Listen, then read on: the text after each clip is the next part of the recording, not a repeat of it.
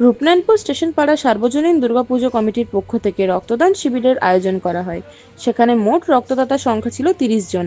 সেখানকার মহিলা উদ্যোক্তারা উপস্থিত থেকে সাধারণ মানুষকে রক্ত যেন মাধ্যমের উৎসের সঙ্গে এগিয়ে আসার জন্য জানানো হয়। তারা জানান আগামী দিনে আরও অনেক কিছু করার কর্মসূচির ব্যবস্থা তারা রেখেছেন।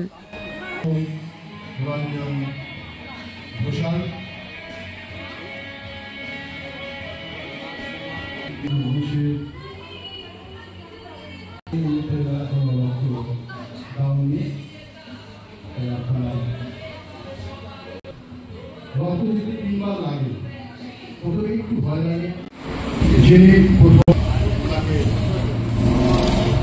সম্মাননা জানাচ্ছেন সেক্রেটারি প্রেসিডেন্ট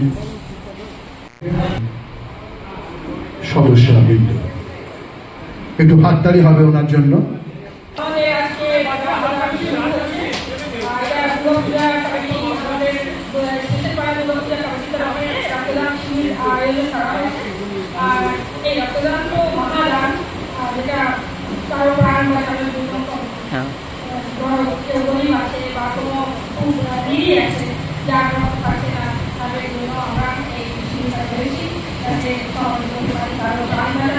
আমাদের আজকে রূপনারায়ণপুর স্টেশন পাড়া পুজো কমিটির তরফ থেকে রক্তদান শিবিরের আয়োজন করা হয়েছে।